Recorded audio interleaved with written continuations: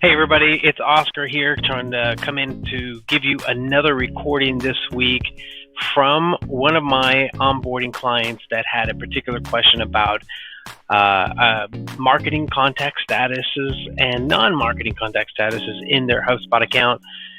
I came up with a really good automation that I teach all my onboarding clients every week to set up. And this onboarding automation is really, really good to do one particular thing. As you start to get in all your leads from your marketing efforts, one of the things that HubSpot did, I'm not sure when this came out, but they had updated their tiers. It used to be that, all your contacts in your CRM were going to be marketing contacts.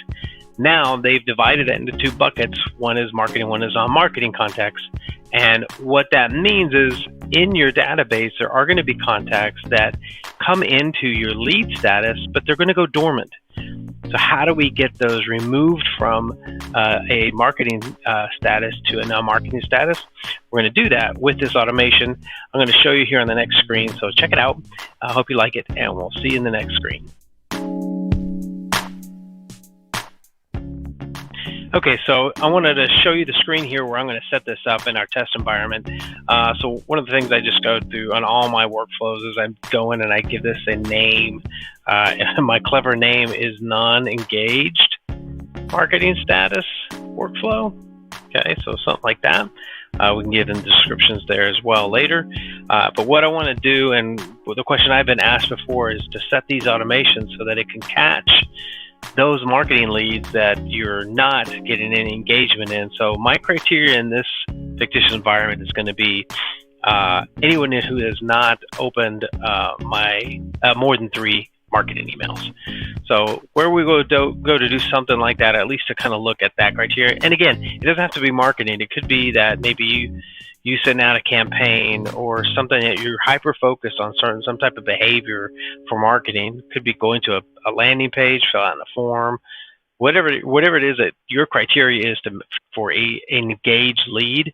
You can set the criteria in HubSpot to measure that to see if they've actually done it, and if not, you can use this workflow to help you out. So in my criteria, I am going to be focused on a marketing email. So I'm going to type in marketing email here to give it a search.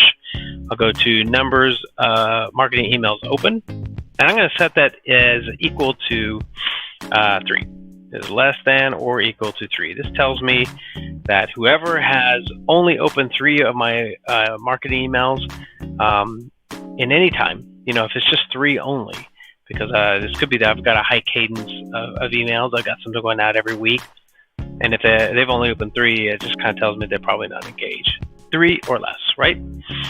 So we're going to set that criteria. And then what I'm going to do is I'm going to go here to the plus sign. I'm going to go down to the bottom, and you will find the set marketing contact status. This is where the magic happens. You set that as non-marketing. And I haven't done this yet, but what I would end up doing is add this to a list. I'm going to tell you why we want to do this. I would add it to a static list here, and I would make that static list, call it, non-engaged contacts. Because what you want to eventually do is run a separate automation where you're going to now create an email opt-in campaign for anyone who's gone onto that list. They can get an automated email that says, hey, by the way, we hear that, we see that you've non-engaged with us or you've opted out for some of our emails. Here's some of the things you're going to be missing. We understand you may not want to do this.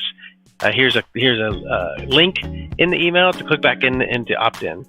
One other good example of this is I've had a client tell me they just want to send emails to internal clients, or internal clients or internal employees. And I've had some of them tell me, for instance, maybe they're a staff of sales, some of their sales reps that are contracted sales reps. Well, these guys work really independently. And one of their concerns was if I send emails to them, right, letting them know about certain programs that we're promoting and all these other initiatives, maybe even commission reports, whatever. But if they happen to opt out on accident, in HubSpot, it's really hard to get opted back in. In fact, it's impossible for an administrator to opt somebody in once they've opted out.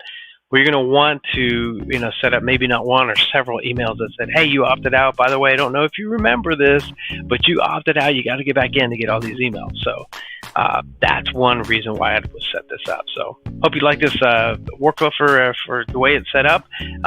This is exactly how I would do it in HubSpot.